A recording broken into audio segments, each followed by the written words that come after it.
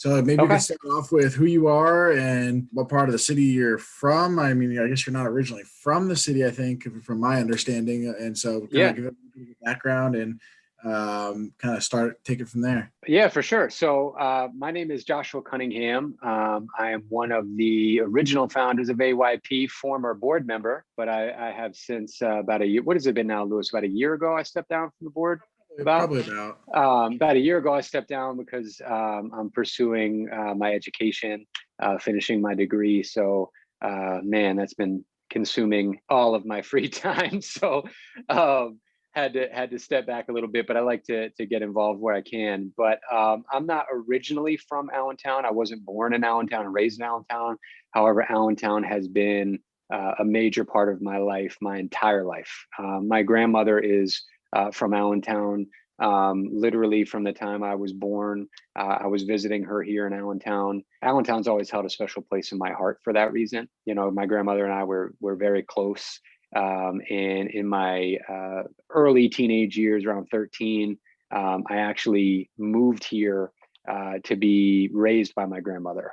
So some unfortunate events occurred in my life personally, which led to my grandmother, you know, raising me for the remainder of my adolescence until I became an adult and graduated high school. So I completed my 8th grade year actually in East Stroudsburg, Pennsylvania. So I moved here formally the summer after my 8th grade year in middle school, and then attended William Allen High School and graduated from William Allen High School in 2002. And I've resided in Allentown ever since, except for a few years where I had moved out of the area for my work through a promotion. I had moved out of the area to a different office in actually in Linthicum, Maryland, right in the Baltimore area, and then moved back to Allentown about almost 6 years ago. So Allentown's my heart, man. I adopted Allentown, even though I'm not, like I said, even though I'm not born and bred in Allentown. You know, Allentown is my home in my view and in my heart. So I have nothing but love for Allentown. You found yourself maybe not from here, but always kind of Hmm. gravitating here and Hmm. probably different perspectives through those different portions of life as a younger Yeah. kid through, more of your early adult life and career. And then now where you're at now, two part, what really brought you back and kept you coming back here out of all these other places that you could go. And then the second part to that being, what's the perspective that you have on Yeah. Allentown maybe now, and how has that changed and evolved as you've gone through your Yeah. life? No, good question. So for me, it's really twofold. It was a combination of the spirit and the memory of my grandmother. My grandmother she was effectively my mother. I mean, even prior to, and again, not to delve too deeply into my family history, but even prior to the events that led me to living with my grandmother, she and I were always very, very close. She made no bones about it. She didn't hide it. I was her favorite out of all of us. I'm the youngest of 5 siblings, or 4 siblings. I'm the youngest of 5. And she made no bones about it that I was her favorite. And we were just always very, very close. So for me, when I was going through those tumultuous times with my mother and the things that I was experiencing as an adolescent, Allentown was my safe place. It was my retreat away from, everything that I was dealing with at home. And it was my safe place in some dark times. Whenever my grandmother at the time, as a young man, my mother had, just to put it into perspective a little bit, she was an abusive mother, and she actually abandoned myself and my siblings at a young age. So my siblings are a couple, some of them are a few years older than me, some are just a couple years older than me. So my sister is a few years older than me, so she was still in school at the time. She was in high school at the time. When my mother left, we still needed to complete school. So my grandmother would come down on Friday and collect me after school, and then bring me back to her house here in Allentown for the weekend.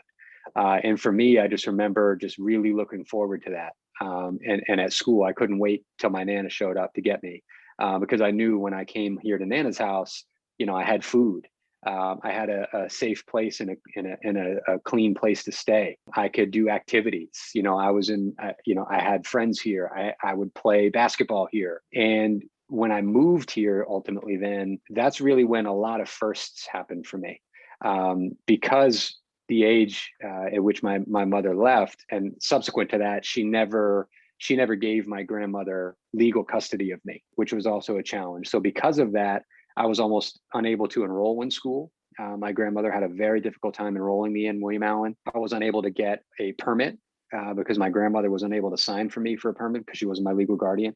So while all my friends in high school were getting their permits and learning to drive and getting cars and going out, I couldn't experience that.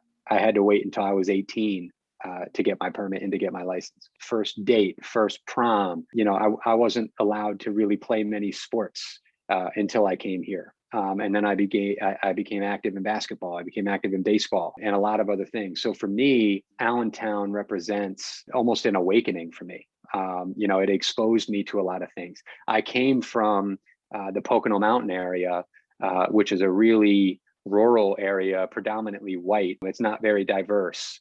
So growing up, I had some friends of color, but not many because there weren't many in the area. So I really didn't have too much experience with people from other cultures and other backgrounds. And then coming to Allentown, particularly in the Hispanic community, I fell in love with the Hispanic community, man. I fell in love with the Hispanic culture. I learned a salsa here, merengue here. I learned about Spanish food and Spanish cuisine, the language. Some of my best friends from high school and from my childhood here in Allentown are Hispanic. I have a great love and affinity for the Hispanic people and their culture, and that's from Allentown. And that culture has only grown since the 80s, early 90s, really when sort of the suburban whites moved out after Bethlehem Steel closed and some other things. And that ushered in a real change in the demographics of Allentown. I really thrived here. And like I said, it just made me feel, I felt comfortable here. I felt at home here. I had much more opportunity here. There were more activities to do. It exposed me to a lot of different things and cultures and backgrounds that I was able to learn from that have helped shape me into the man I am today. So to get back to your original question, because I'm rambling a little bit.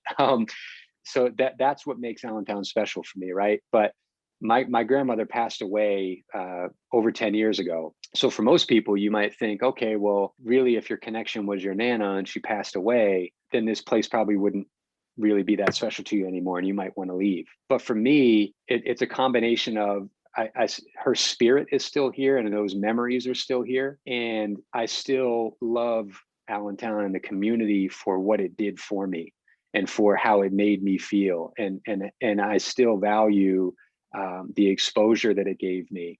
And I remember how it felt, when I would see the differences in the landscape, when we would be driving down the highway and we'd leave the Pocono Mountain area and we'd begin to enter the Lehigh Valley and just see how the landscape would change. And I'd get excited, like, yeah, we're getting close to Allentown. We're getting close to Allentown.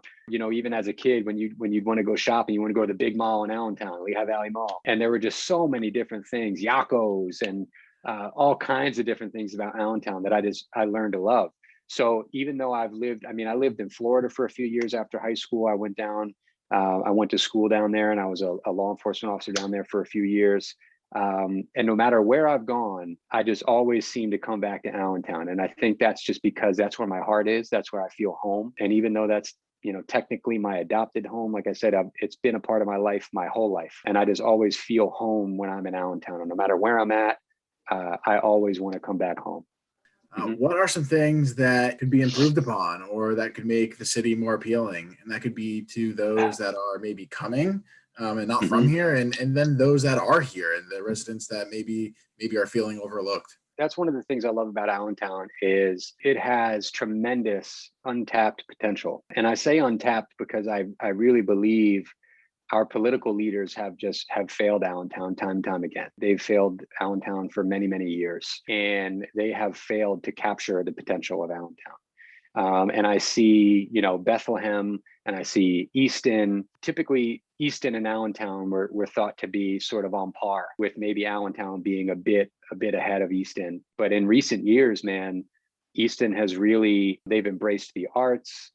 Downtown Easton has really attracted some interesting businesses and some really unique restaurants with really just good cuisine and good environments, and their population is increasing and their growth is beginning to accelerate. And when we look at Allentown, we don't seem to be accelerating as quickly. Despite all of the millions of dollars being poured into the NIS and being poured into downtown, you would think that by now we begin to see some results. And no doubt, it has improved dramatically. However, in my view, we're not nearly where we should be and where I would like to see us. And I don't certainly have the answers, but I think we need to figure it out. And I think it begins with, which is one of the reasons why we started AYP, Lewis, is we wanted to engage with our community, and we saw what was happening, or more importantly, what wasn't happening, and we wanted to fill that void, and we wanted to bring our community members into that conversation with us, and we wanted to engage with them and get them invested in our community. And that's why AYP is so good, because they do a great job of that. And you guys really, really, truly care about our community and everyone in it. And I think that is the way through. I think, unfortunately, our political discourse, and not even just locally, but on a national level, is just, it's awful. I think it's really dysfunctional. It's just dysfunctional. Our politicians, locally and nationally, are not interested in serving the people whom they are elected to serve. They are interested in serving themselves, in my view. And I think the proof is in the pudding. And I think that we need to find elected leaders, people like Cece Gerlach. I love Cece, man. She's a rock, man, and she keeps it real. You know, Cece loves this community, and Cece's about this community, and she's not about establishing power or wealth or any of that. She wants to put Allentown on the map, and we need more people like that. We need more community members involved. We need more parents involved, and it's a discussion we need to have. It's a complicated discussion. There aren't any easy answers or quick fixes, but I think the more people we get involved, the better, and the more we can be inclusive and just include people from all different walks of life to make sure everyone is represented and everyone is invested and everyone has an interest in something at stake.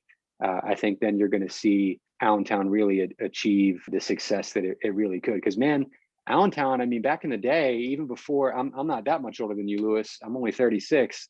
So, but, you know, back in the 70s, Allentown was killing it, man. Allentown was an all-America city. It was booming industry, manufacturing, and just retail. And like the shopping district on Hamilton Street was popping. Like, it was, Allentown was it. And paying to send their kids to Allen. Yeah, for real. And now, you know, especially with the advent of charter schools, people are fleeing Allentown. And it's sad, because I know what Allentown has meant to me, and I know what Allentown has been in the past, and I know what Allentown could be. I just can't wait for the day to see Allentown realize its potential in the modern world, because it's going to be cool, man. Yeah, you touched on diversity, right? And you mentioned that's something that really, really drew you in. You also touched on some of the problems or some of the issues that have stunted the growth as it has changed since the 70s, as you've mentioned. A lot of that comes down to some of the divide that you see in the populations that were here, you know, in the early 1900s through the 60s and 70s, and then the ones that came through the 70s, 80s, and 90s, and then now the new population that's been coming in, you know, the late thousands and teens with the NIS development and stuff like that. So there's definitely disparate groups. How do you see us overcoming that together and those challenges and really bridging the gaps and being one community and having serving it all? No, that's a good question, man. And I think it just comes back to being inclusive. It must be at the center of everything we do. If we're a community, and if we really believe that we're a community, then we've got to behave like that. And we've got to make sure that we're just not catering to one demographic of the community. You know, I don't want to see Allentown be gentrified. I don't want to see folks who've lived in Allentown 30, 40 years, or some of our senior citizens, our elderly folks who've been downtown forever, and who might be some of our poorer citizens, be priced out of their neighborhoods, because now, you know, we're trying to develop the downtown to revitalize it. I think we can do both. I think we can revitalize it and provide affordable housing, jobs. We can provide opportunity. And I'm encouraged by a lot of the initiatives that I've seen, and some of the plans that we have. And if we can get through all the red tape and the bureaucracy and the politics, and just really focus on building a community, I think we'll be all right. But it just really begins with, meeting each other where we are, where we live, seeing each other as human beings, as members and partners in the community, and just really trying to understand one another, investing in our community, investing our time. I mean, I know, I have known several people who they live in Allentown, but they'll send their kids elsewhere to school, or they grew up in Allentown and then they move out of Allentown so their kids can go to school elsewhere. I mean, I'm a product of Allentown School District. You're a product of Allentown School District. Will is a product of Allentown School District. Dan is a part of Allentown School District. We're all successful. We're all good people. That's a reflection of Allentown School District. So does Allentown School District have some opportunities? Absolutely. Is it perfect? Absolutely not. But it's also not all their fault either. And I think we really need to do that. I think we need to act locally in terms of our investment and in terms of where we're spending our time, where we're spending our money, but we need to think globally and how we can attract resources to Allentown that can help us achieve our local goals. So, I mean, is there anyone else that you think that we should interview, that we should talk to? And then off of that, any final thoughts here? I mean, I think Rashid Santiago would be good to talk to. I mean, Rashid, similar to me. I mean, he's a life, I believe. I met Rashid just through high school, so I haven't known him from the time he was a young man, or a young kid. But I'm pretty sure he's a lifelong Allentown resident. He's like me. He came from less than desirable circumstances. Didn't grow up in a wealthy or well-to-do family, and he's a highly successful magistrate judge and attorney. Beautiful family. I know Shelly, his wife. We went to high school together. I've been friends with Shelly for a long time. Wonderful woman. Great. They're great people. Great leaders in the community. I think Rashid would be great to talk to. And as far as last comments, I would just say, I think people just need to not necessarily listen to rumors about Allentown and be dissuaded by, oh, Allentown's dangerous or Allentown's scary. I don't care where you go. You could be in Greenwich and there are bad areas of Greenwich. Yeah. Okay. So no matter where you are on this planet, they're going to have poor areas. And with poverty comes a whole host of issues. And really, when we think about it, and I think this applies really on a national stage, until we fix our income disparity, until we fix the lack of healthcare and access to healthcare, and until we fix the lack of access to affordable education, which then leads to employment, gainful employment, you're going to continue to see things like that. I mean, you don't see people who are educated with a good paying job, making money with healthcare out there robbing people, right? Like people, I don't believe people don't do those types of things because they're just bad people. I mean, there are some bad people in the world, but I think a lot of times that's out of desperation. And I certainly have been there myself where, I grew up in Section 8 housing. And for me, college was something rich kids did. I mean, that's why I'm 36 years old and I'm just now finishing my degree, because that was something that was just never on my radar. We didn't even talk about it because it wasn't something we could do. And there are so many families like that, so many young people out there like that, who just accept their circumstances and think, okay, well, I'm poor, I'm broke, I live in a bad neighborhood, I got to fight all the time, I got to worry about violence, I got to worry about this, that, I'm hungry. This is just what life is. And I just need to suck it up and make the best of it and try to do the best I can. And people don't understand, people who don't come from that don't understand how that affects your outlook and how that affects your ambition. You begin to feel like that's all you deserve, and that your station in life is just what you're meant to be in. And you don't think to aim higher because you don't think you can. And oftentimes you don't have the resources to help you. Because if you remember, I don't know if you remember years ago, I love Barack Obama, miss you, Obama. Years and years ago, he got a lot of flack for this. He said, if you're successful and, you own a business, you didn't build that. You didn't do that on your own. Somewhere along the line, someone helped you. Someone gave you an opportunity. Someone gave you a loan. Someone gave you knowledge and guidance. Someone helped you somewhere, right? And when you think about that, nobody really truly gets where they are and achieves success completely 100% on their own. So, but when you come from that, and you don't have any opportunities and you don't know anybody who could even help you, it's like college, man, I'll be lucky to graduate high school. And if I graduate high school, I'll just be lucky to get a job and live in, whatever, have a roof over my head if I'm lucky. So we need to really focus on that. We need to focus on, getting people access to education, empowering them with some self-confidence to know that despite where you come from, despite your circumstances, that doesn't define you. That you're not destined. I don't believe in destiny. I don't. I believe that you can make your life what you want to a large degree. In life, we all have opportunities. Some just have far fewer opportunities than others. But sometimes we do have opportunities, and we just have to be it. The difference between successful and unsuccessful, for people sometimes, I think, is, are you ready to capitalize on that opportunity when it comes to you? And if you're not, you might not get another one. And then it might be what it is. If we can just prepare more people for those opportunities and help them capitalize on them, and then help get them more opportunities, I think we'll see more people begin to really change their lives and really, because it's difficult, man. It's hard to get people to care about a community when, like, what am I getting at? Like, why? For what? Why do I care about an opportunity when I'm hungry and I go to bed and I feel like my stomach's gonna fall out because I can't eat? Why do I care about taxes downtown when I'm not even paying my rent and I'm about to get evicted? Like, why do I care about that stuff? Why do I care about the school district when I'm probably not even going to graduate? Like, stuff like that. So we gotta help these people. We gotta help folks be prepared for opportunity, and then we gotta help increase their opportunities so that they can capitalize on them, and then have support resources around them so that they know what to do when the opportunity comes.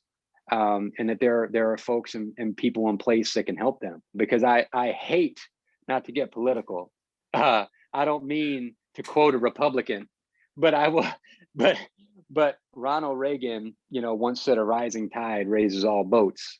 Now, there are folks who definitely criticize that, and I understand why, but I kind of understand the sentiment behind that, which was, if we can get, all the support resources in place and cast a wide enough net, then we're going to be able to lift everybody. And we just need to increase opportunity and stop isolating folks and start bringing them into these conversations and helping them understand the importance of community involvement, the importance of voting and investigating political leaders and those in their community seeking political office, and learning how to question them and to hold them accountable and to raise their voice. These are all things that really, when you're broke and poor and with nothing, you don't see any value in it. So if we can help these folks realize that and see how these things are interconnected, and how that can really help them, I think that'll, and that's what I just think we're failing at that as a community. I don't think we're doing a good job of that. And that's why I like AYP, because AYP, that was our goal, is to do that, and to have those discussions, and to be inclusive. And we just need more of that. Really happy that you're still active and involved with us, and doing this series with us, help us with tons of different stuff with volunteering through COVID and whatnot. So really appreciate your efforts there, your time here tonight.